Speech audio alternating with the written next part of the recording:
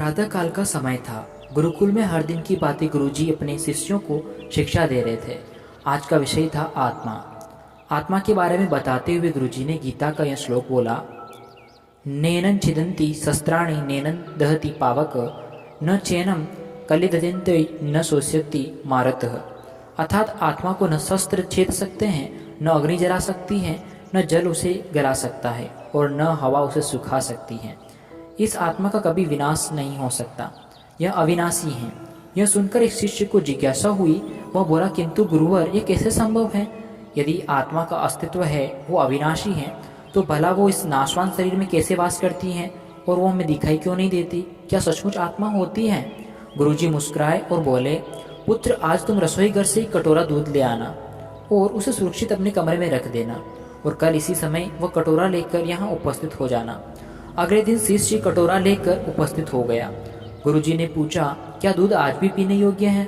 शिष्य बोला, नहीं गुरुजी, यह तो कल रात ही फट गया था, लेकिन इसकी मेरे प्रश्नों से क्या लेना देना? गुरुजी ने शिष्य की बात काटते हुए बोले, आज भी तुम रसोई घर में जाना और एक कटोरा दही ले आना और कल इसी समय कटोरा लेकर यहाँ उपस्थित हो जाना। अगले दिन शिष्य सही समय पर उपस्थित हो गया। गुरुजी ने पूछा, क्या दही आज भी उपभोग है तो ठीक है? शिष्य बोला, जी हाँ गुरुजी, ये अभी भी ठीक है। अच्छा ठीक है, कल तुम फिर से लेकर यहाँ आना, गुरुजी ने आदेश दिया। अगले दिन जब गुरुजी ने शिष्य से दही के बारे में पूछा तो उसने बताया कि दही में खटास आ चुकी थी और वह कुछ खराब लग रहा था। इस पर गुरुजी ने कटोरा एक तरफ रखते हुए कहा, कोई बात नहीं, आज तुम रसोई से एक कटोरा घी लेकर आना और तब लेकर आना जब तक कि वो खराब हो जाए।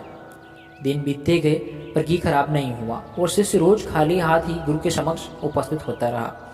फिर एक दिन शिष्य को से रहा नहीं गया और उसने पूछ ही लिया, गुरुवर, मैंने बहुत दिनों पहले आपसे प्रश्न किया था कि यदि आत्मा का अस्तित्व है तो वो अविनाशी, तो भला वो इस अनाशवान शरीर में कैसे वास करती हैं और वह हमें दिखाई क्यों नहीं देती? क्या सचमुच आत्मा होती हैं? पर इसका उत्तर देने की बजाय आपने मुझे दूध दही घी में उलझा दिया। क्या आपके पास इसका कोई उत्तर नहीं है? इस बार गुरुजी ने गंभीर होते हुए बोला, वत्स, मैं सब प्रश्न तुम्हारे प्रश्नों का उत्तर देने के लिए ही कर रहा हूँ। देखो, दूध दही और घी सब दूध का ही हिस्सा है, लेकिन दूध एक दिन में खराब हो जाता है, दही 2 दिनों में खराब हो जाता है, लेकिन शुद्ध घी कभी खराब नहीं होता। इसी प्रकार आत्मा इस नाशवान शरीर में होते हुए भी ऐसी है, उसे कभी नष्ट नहीं किया जा सकता। ठीक है गुरुजी, मान लिया कि आत्मा अविनाशी है, लेकिन हमें घी तो दिखाई देता है पर आत्मा नहीं दिखती। शिष्य, गुरुजी बोले, घी अपने आप ही तो नहीं दिखता ना, पहले दूध में जामुन डालकर दही में बदलना पड़ता है, फिर दही को मथ कर उसे मक्खन में बदलना पड़ता है, फिर कहीं जाकर जब मक्खन को सही तापमान पर घंटों से पिघलाया जाता है तब जाकर घी बनता है। हर इंसान आत्मा का दर्शन यानी आत्मदर्शन कर सकता है, लेकिन उसके लिए पहले से दूध रूपी शरीर को भजन रूपी जामुन से पवित्र बनाना पड़ता है। उसके बाद कर्म की मथनी से इस शरीर को दिन दुखियों की सेवा में मथना होता है और फिर सालों तक साधना व तपस्या की आंच पर इसे तपाना होता है, तब जाकर आत्मदर्शन संभव हो पाता है। शिष्य गुरुजी की बात अच्छी तरह से समझ चुका था।